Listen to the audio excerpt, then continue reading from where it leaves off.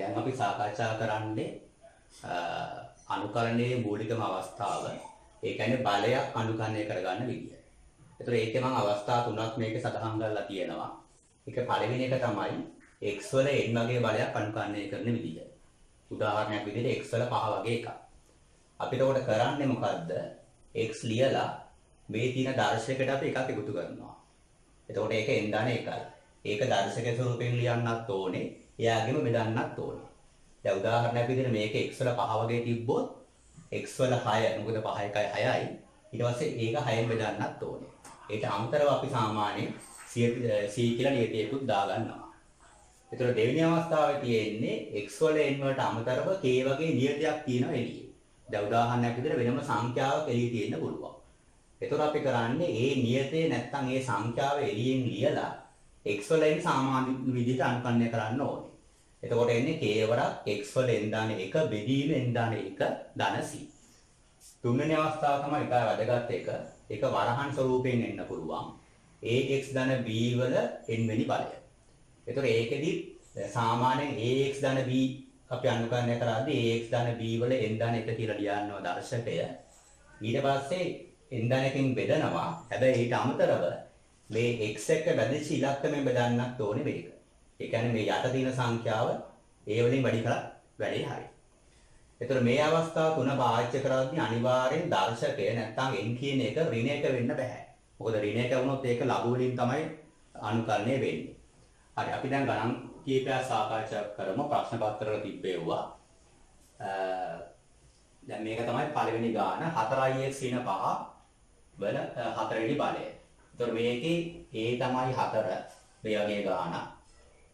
b තමයි ඍණ 5 n තමයි 4. අපි කරන්නේ මේ දර්ශක ටිකක් එකතු කරනවා. එතකොට 4යි 1යි 5යි. ඒ කියන්නේ 4ix ඍණ 5 පස්වෙනි බලය බෙදන්නත් ඕනේ ඒකෙන්ම. ඊට පස්සේ වැඩි කරන්න ඕනේ හරය මෙන්න මේ x වල සංගුණකේ. අර අතන a වලින් වැඩි කළා වගේ. එතකොට x වල සංගුණකේ 4කින් 4යි. ඒ කියන්නේ 4 වැඩි කිරීම 5. ඇත්තට මේව බොහොම මේ මනෝමයෙන් සුළු කරන්න පුළුවන් මම මේක ලියුවට. එතකොට මෙතන අපිට සුළු වෙනවා 4ix ඍණ 5 පස්වෙනි බලය බෙදීම 4 5 20යි. එතකොට අපි සාමාන්‍ය පිළිතුරක් ලියද්දී නියතයක් එක තමයි ලියන්නේ. ඒකෝර මේක තමයි මේකට එන පිළිතුර.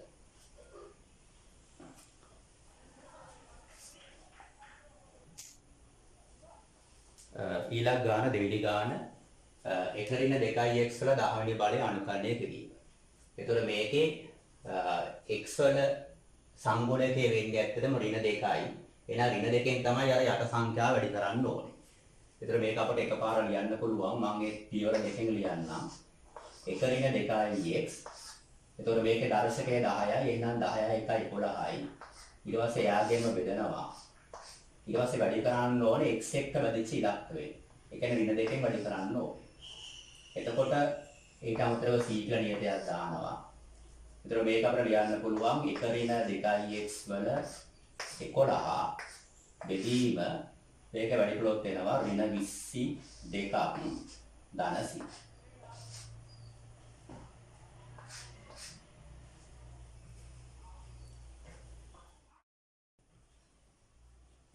හරි අපි ඊළඟ ගාන සාකච්ඡා කරමු. ඒතර මේ ගානේ මේ ගැටලුවේ කොටස් තුනක් තියෙනවා. අපිට මේ කොටස් තුන වෙන වෙනම අනුකරණය කරන්න පුළුවන්. හැබැයි ඊට කලින් මෙන්න මේක පොඩ්ඩක් අපිට අර්ථයෙන් සකස් කරගන්න වෙනවා. මොකද මේකේ මේ බලයේ තියෙන්නේ හරය. ඒක භාගයක් විදිහට තමයි තියෙන්නේ. අපිට ඒක පුළුවන් උඩට ගන්න. ඒතර අපිට ඒක ලියන්න පුළුවන් x වර්ගය ධන 2යි. මේක x වල ඍණ 3. හරය ඍණ 7යි. දැන් මේක තමයි අනුකරණය කරන්න ඕනේ. එතකොට මේක ඇත්තටම අර මුල් අවස්ථාව වගේ එකේ n වලට ඇවිල්ලා තියෙන 2. එහෙනම් අපිට පිළිතුර ලියන්න පුළුවන් 2 1 3යි. ඒ කියන්නේ x 3 බෙදීම 3යි. ඒතර මේක නිකන් දෙවෙනි අවස්ථාව වගේ අර k තමයි මේ 2 කියලා ඇවිල්ලා තියෙන්නේ. ඒතර ඒක වෙනම වැඩි කරලා 2කින් වැඩි කරලා x වල ඍණ 3 දැන් අනුකරණය කරන්න තියෙන්නේ. දැන් දර්ශකයේ ඍණ 3යි නැත්නම් n වලගේ ඍණ 3යි. ඒතර අපි කරන්නේ ඒකට එකක් එකතු කරනවා. එතකොට එන්නේ ඍණ 2යි කියලා. එහෙනම් x වල ඍණ 2 බෙදන්නත් ඕනේ ඍණ 2. මෙතන අනුකරණය කළොත් එන්නේ ඍණ 7යි x කියලා. ඒ කියන්නේ ඇත්තටම මේක සංඛ්‍යාවක් පමණයි අනුකරණය කරන්නේ. ඒතර සංඛ්‍යාවක් විතරක් අනුකරණය කරද්දී නැත්නම් නියත පදයක් විතරක් අනුකරණය කරද්දී එතකොට ඒක ලියන්න පුළුවන් නියත පදයේ වරක් x. දැන් උදාහරණයක් විදිහට k අනුකරණය කළොත් අපිට ලියන්න පුළුවන් kx කියලා. ඒතර ඊට අමතරව අපි දා ගන්නවා සාමාන්‍ය නියතයක් c කියලා. දැන් තියෙන්නේ මේක තව සුට්ටක් සුළු කරගන්න. මෙතන එනවා x වල 3 බෙදීම 3යි. මේ දෙකයි කැපෙනවා. එතකොට මේ ඍණ ලකුණෙන් බෙදුවොත් මේක ඍණම තමයි. ඊට පස්සේ අපිට පුළුවන් මේක ඕනනම් පල්ලෙහාට ගන්න. දැන් මේක තියෙන්නේ x වල ඍණ 2 කියන එක. අපි ඊළඟ පියවරේදී කරමු. මෙතන එන ඍණ 7ix ධන c. අපිට පුළුවන් මෙයා පල්ලෙහාට අරන් ලියන්න. එතකොට එනවා x වල 3 බෙදීම 3 ඍණ 1යට x වර්ගය මෙවුවා ඕලෙල් වල අපි කතා කරන දර්ශක කොටස්. ඊට පස්සේ මෙතන ඍණ 7ix ධන c. එතකොට මේක තමයි මේ ගැටලුවට අදාළ පිළිතුර වෙන්නේ.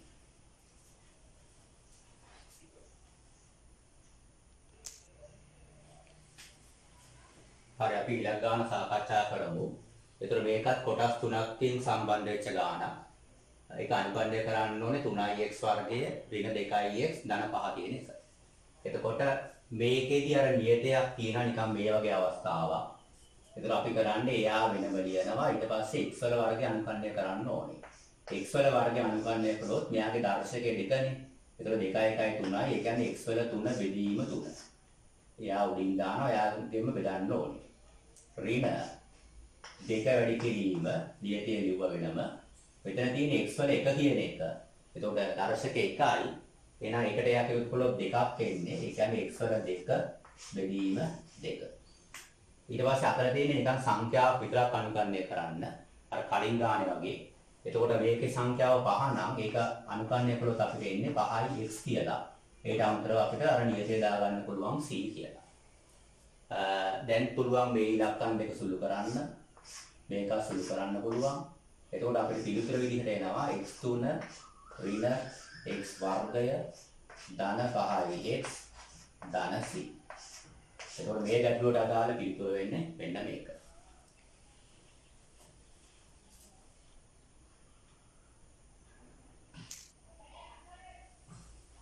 මේ ගානක් බොහොම ලේසි ගානක්. එකයට x ධන 3 තුන්වෙනි බලය. හැබැයි අපි ඉස්සෙල්ලා මේක අපි අලුත් හදා ගන්න ඕනේ මේක ලවයට අරගෙන. ඒක ලියන්න පුළුවන් අර දර්ශක දැන උදව් කරගෙන x ධන 3 ඍණ 3 කියන එක. දැන් මෙයා තමයි අනුකරණය කරන්න ඕනේ. මේක ඇත්තටම a කියලා කියන්නේ 1යි. මොකද x වල සංගුණයේ මේක 1යි. එතකොට ආයි එකෙන් වැඩි කරන්න ඕනෙත් නැහැ ඇත්තටම. එතකොට අපිට ලියන්න පුළුවන් මේකේ අර දර්ශකයේ ඍණ 3 නිසා x ධන 3 එයාට එකක් එකතු කළොත් ඍණ 2යි. ඍණ 2 බෙදන්නත් ඕනේ ඍණ 2. ඊට පස්සේ ධන c. එතකොට මේකෙදි මෙයා ආයි පල්ලෙහාට ගන්න පුළුවන්. පල්ලෙහාට අරගෙන අපිට ලියන්න පුළුවන් එක බෙදීම x ධන 3 දෙවෙනි බලය කියලා. ඊට පස්සේ මෙතන ඍණ 2 මේ දෙකේ ඉලක්කම අපිට මෙහෙම ලියලා මේ ලකුණ මෙහෙම ලියන්න පුළුවන්. එතකොට මේක තමයි මේ ගැටලුවට අදාළ පිළිතුර වෙන්නේ.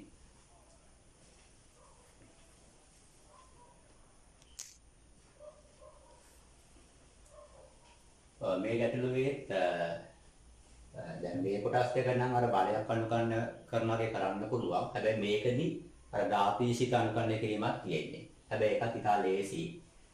අපිට ඉස්සෙල්ලා මේක නැවත සකස් කරගන්න පුළුවන්. එතකොට ලියන්න පුළුවන් x වල 3 ප්‍රශ්නයක් නැහැ. අතන ලියන්න පුළුවන් 5x ඍණ 6යි කියලා. මෙයාගේ අර දර්ශකයේ ලකුණු වෙනස් කරලා එහා පැත්ත 4ex. දැන් මේක තමයි අපිට අනුකරණය කරන්න ඕනේ. එතකොට ඒකේ විශේෂ දේ තමයි e වල වගේ x තිබ්බොත් e වල x තිබ්බොත් ඒක අනුකරණය කළොත් එන්නේ e වල xම තමයි. එතකොට ධාතීශීත අනුකරණය කිරීම අපි වෙනම සාකච්ඡා කරනවා. දැන් මේක x වල 3 අනුකරණය කිරීම. එතකොට එනවා x වල 3 1 4යි. ඒ කියන්නේ x වල 4 බෙදීම 4යි. ඊට පස්සේ මෙතන ධන 5 කියනවා එක නියතයක්. x වල ඍණ 6 අනුකරණය කරන්න ඕනේ. අපි දන්නවා අර දර්ශකයට යක් එකතු කරන්න ඕනේ. ඒක ඍණ 6යි 1යි එකතු කරන්න ඕනේ. එතකොට එන්නේ ඍණ 5. ඒ කියන්නේ x වල ඍණ 5ක් එනවා. ඒකට අමතරව බෙදන්නත් ඕනේ ඍණ 5. මෙතන ඍණ 4 කියන්නේ නියතයක්. ඒක ලියලා ඉන්න පුළුවන්. e වල x වල අනුකම්පන්නේ e වල xම තමයි. එතකොට මෙතනට එන්නේ ඍණ 4යි e වල x ඒකට අමතරව අර නියත පදය. දැන් මේක දාටුට සුළු කරන්න පුළුවන් මේ 5යි කැපෙනවා. එතකොට කියනවා x වල 4 බෙදීම 4.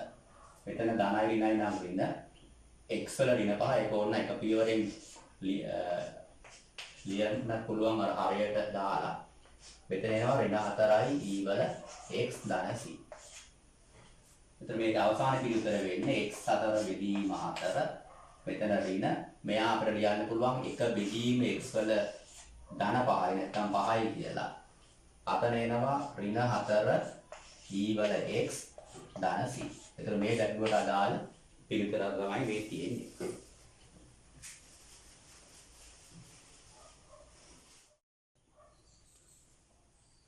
ඔය දැන් හත්වෙනි ගැටලුවේ ඇත්තටම වර්ගමූල ස්වරූපයෙන් තියෙන්නේ. ඒතර අපිට මතක් වෙන්න ඕනේ වර්ගමූලය කියන එක ලියන්න පුළුවන් අර දර්ශක උදව් කරගෙන භාග්‍යවෙනි බලය කියලා. මේක වට ලියන්න පුළුවන් දර්ශකයේ භාගයක් වෙන විදිහට. ඒක ඇත්තටම ඕලෙවල් ගණිතය අපි සාකච්ඡා කරන දේවල්. දැන් අපිට පේනවා මේකත් නිකන් හරියට මේ වගේ ගැටලුවක්. ඒකේ වෙනස තමයි මේකේ දර්ශකයට ඇවිල්ලා තියෙන භාග සංඛ්‍යාව. එතකොට අපි දැන් දන්නවා බලයක් අනුකම්පනය කරගන්න විදිහට මේක අනුකම්පනය කරද්දී දර්ශකයට එකක් එකතු කරන්න ඕනේ. ඒ කියන්නේ දැන් දෙකෙන් එක තියෙන දෙකෙන් එකට එකක් එකතු කරන්න ඕනේ. එතකොට එන්නේ දෙකෙන් 3යි කියලා. මේක එනවා දෙකෙන් 3යි. ඊට පස්සේ යාගෙන් බෙදන්නත් ඕනේ. ඊට පස්සේ ඒක වැඩි කරන්න ඕනේ. අර x වල සංගුණකෙන්. අරක නිකන් a වලින් වැඩි කළා වගේ. එතකොට දෙකෙන් වැඩි කළොත් ඇත්තටම මේ 2යි මේ 2යි කැපෙනවා. එතකොට හරයට එන්නේ 3 පමණයි. එතකොට මේකේ පිළිතුර වෙන්නේ 2x ධන 3 දෙකෙන් 3 වෙනි බලය බෙදීම 3 ධන c.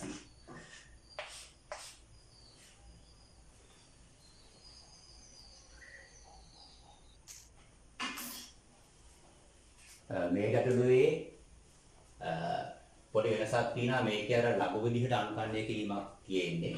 ඒතර ඒක අපි දැනගන්න ඕනේ අර එකයට x වර්ගය එක අනුකම්පනය කළොත් අපිට ඒකේ පිළිතුර වෙන්නේ ලඝු x කියන එක.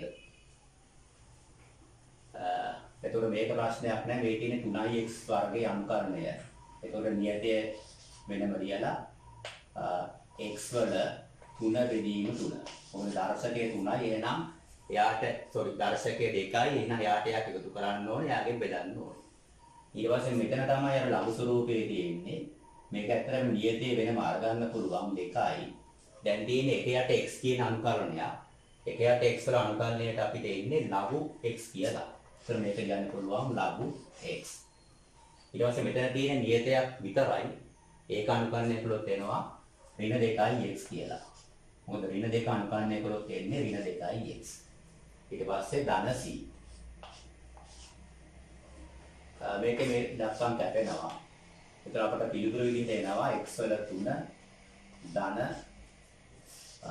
2යි ලඝු x ඍණ 2යි x ධන c.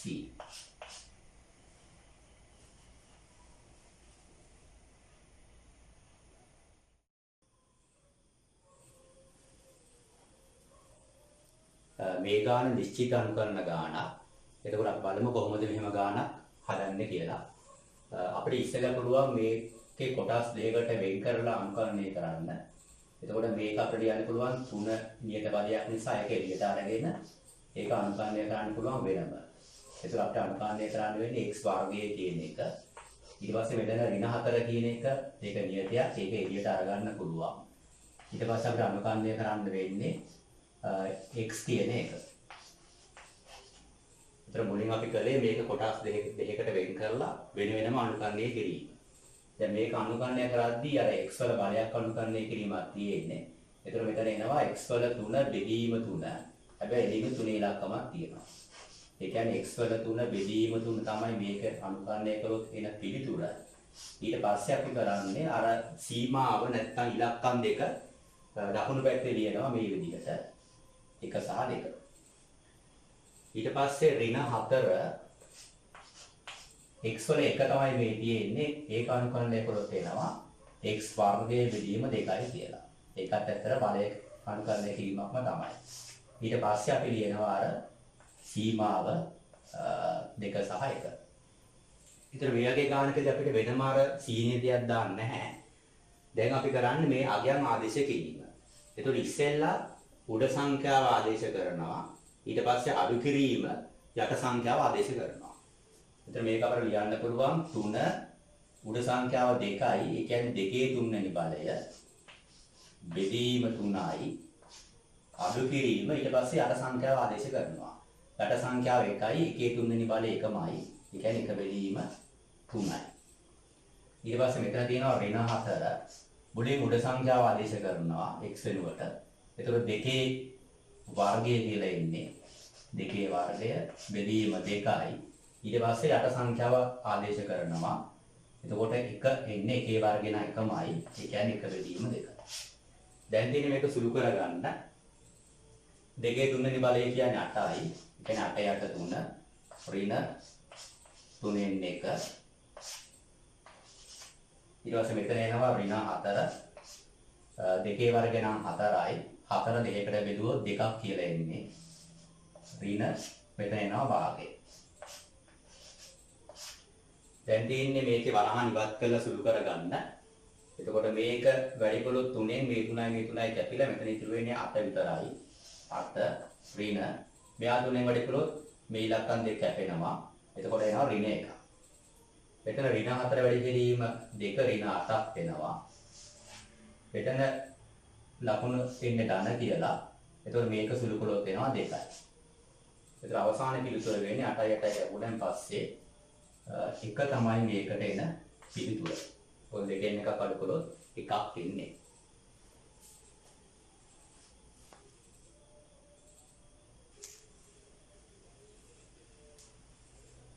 මේ ගානක් නිශ්චිත අනුකරණ ගානක්. අපිට ඉස්සෙල්ලා පුළුවන් මේකේ මේ x වලින් වැඩි කරලා තව පොඩ්ඩක් මේක සුළු කරගන්න. ඒ කියන්නේ අපිට හදාගන්න පුළුවන් 3x වර්ගය ඍණ 2x. දැන් මේක තමයි අපිට අනුකරණය කරන්න ඕනේ. එතකොට මේකත් ඇත්තටම බලය අනුකරණය කරන විදිහට අනුකරණය කරන්න පුළුවන්. එතකොට මෙයා අපි ඉස්සෙල්ලා අනුකරණය කරමු. ඒකේ අර නියතේ එළියට අරගෙන ලියන්න පුළුවන්. x වර්ග dx කියලා. මේක ඍණ 2 එළියට ගත්තොත් අපිට එනවා x වල අනුකරණය.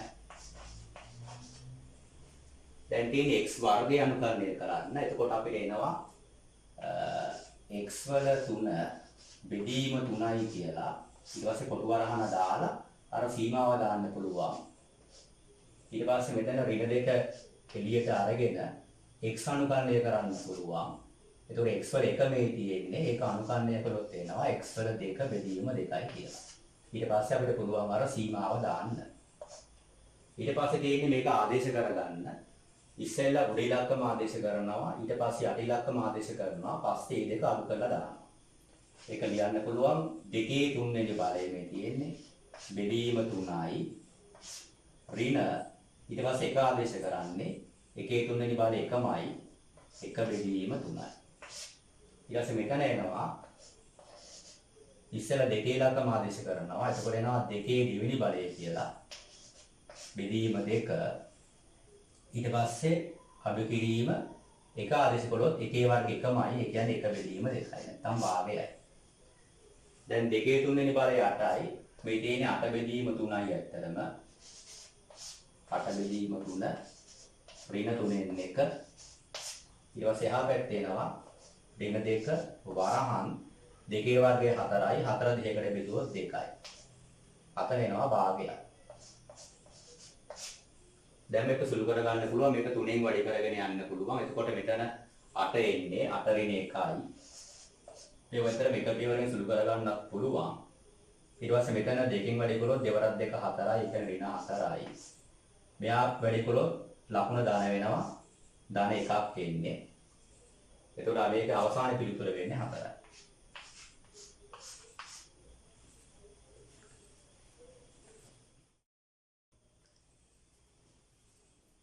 අපි ඊළඟ ගාන සාකච්ඡා කරමු. ඒතර මේ ගැටලුවත් ඇත්තටම අර බලයක් අනුකරණය කරන වගේ අනුකරණය කරන්න පුළුවන්. හැබැයි ඊට කලින් අපි මේක හදා ගන්න ඕනේ. මේක අපිට ලියන්න පුළුවන් a ඍණ x වල ඍණ 2යි කියලා. දැන් අපිට තේරෙනවා මෙයාගේ අර n වෙනුවට තමයි ඍණ 2 ඇවිල්ලා තියෙන්නේ. x වල සංගුණකයේ ඍණ 1යි. එයා තමයි a වෙනුවට ඇවිල්ලා තියෙන්නේ. ඒතර දැන් මේක අනුකරණය කළොත් අපිට එනවා a ඍණ x දර්ශකයේ ඍණ 2යි. යාට එකක් එකතු කළොත් ඍණ 2 ධන 1 ඒ කියන්නේ ඍණ 1යි. එයා බෙදන්නත් ඕනේ a ඍණ 1ෙන්. ඊට පස්සේ වැඩි කරන්න ඕනේ x වල සංගුණකේ. නිකන් මේක වගේ. එතකොට ආයෙ වැඩි කරන්නත් ඕනේ ඍණ 1. එතකොට ඊට පස්සේ අපිට පුළුවන් මේකේ අර සීමාව දාන්න දකුණු පැත්තේ a අත 2 සහ බිඳුව. ඒතකොට මෙතන වැඩි කළොත් ධන 1යි. ඒ කියන්නේ එකම තමයි එන්නේ. ඊට පස්සේ මෙයා ආයෙ පල්ලෙහාට අරන් යන්න පුළුවන්. මේ තියෙන්නේ එක බෙදීම a ඍණ x. එතකොට දැන් මේකට හරියට අපි ආදේශ කළොත් අපිට පිටුර ගන්න පුළුවන්. ඉස්සෙල්ලා a බෙදීම 2 කියන එක x වෙනට ආදේශ කරනවා. ඊට පස්සේ බිඳුව ආදේශ කරනවා. එතකොට මේක අපිට ලියන්න පුළුවන් එක බෙදීම a ඍණ a බෙදීම 2යි. ඊට පස්සේ ඒකෙන් අඩු කරන්න ඕනේ. දැන් බිඳුව ආදේශ කරන්න තියෙන්නේ. ඒ කියන්නේ එක බෙදීම මෙතන බිඳුව දැම්මොත් එන්නේ a පමණයි. එතන මෙතන a වලින් a බෙදීම 2ක් අඩු කළොත් ඇත්තම එතකොට එතනට එන්නේ a බෙදීම 2ම තමයි. ඊට පස්සේ ඒකෙන් අඩු කරන්න ඕනේ එක යට a කියන එක. තව මේක සුළු කරගන්න පුළුවන් මේක අර උඩයට මාරු කරලා. ඒකට එනවා 2 බෙදීම a ඍණ 1 බෙදීම a. ඒතර අවසාන පිළිතුර වෙන්නේ මේක ආයන් සමාන නිසා 1 බෙදීම a.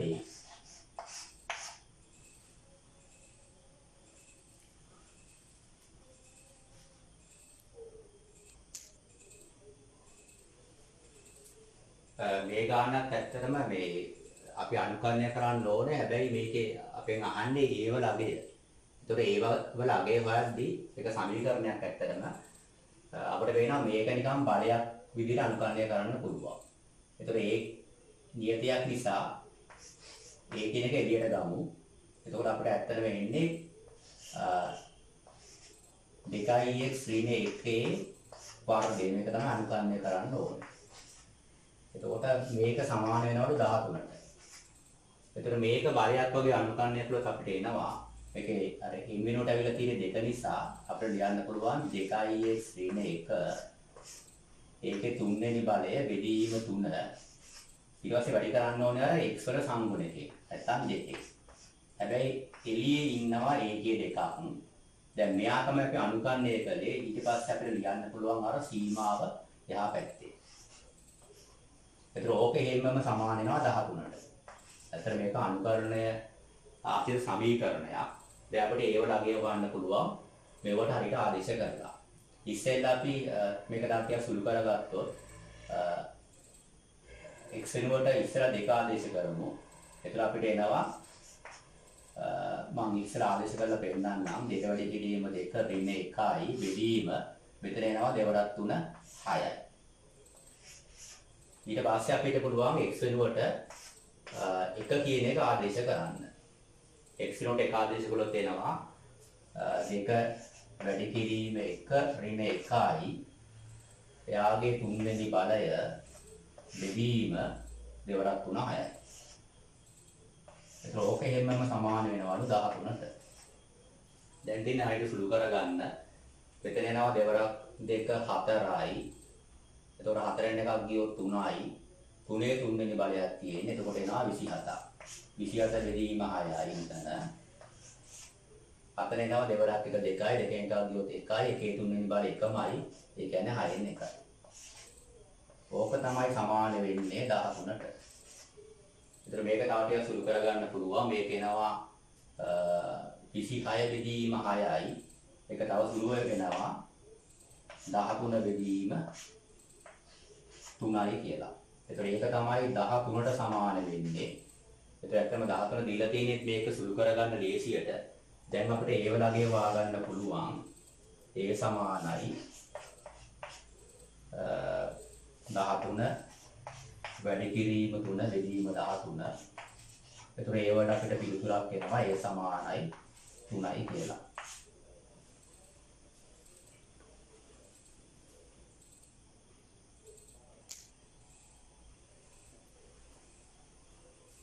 මේ ගානත් ඇත්තටම ඉස්සෙල්ලා ගාන වගේ ගානක්.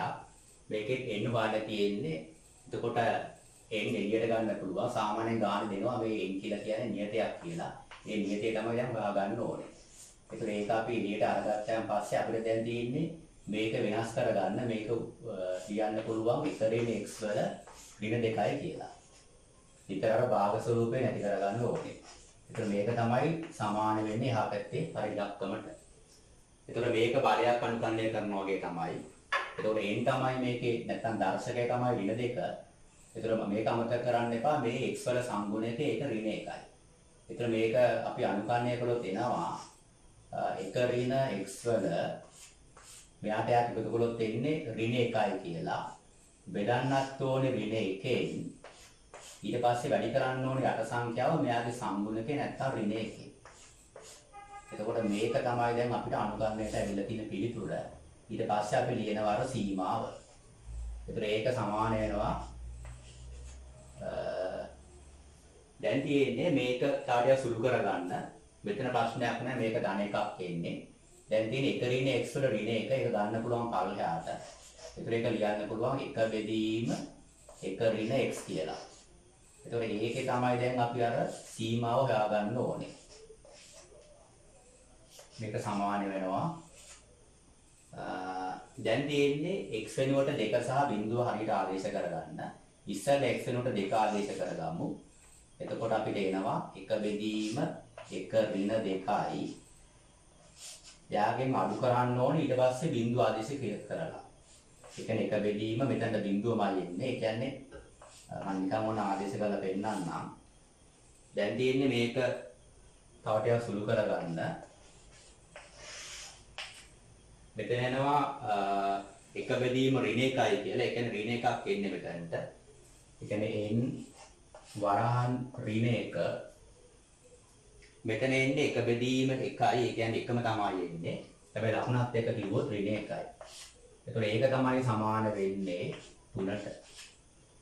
ඒතකොට ඍණ 2යි n සමානයි 3යි. ඒ කියන්නේ n වල අගය වෙන්නේ 3 බෙදීම ඍණ 2යි. 3 බෙදීම ඍණ 2යි.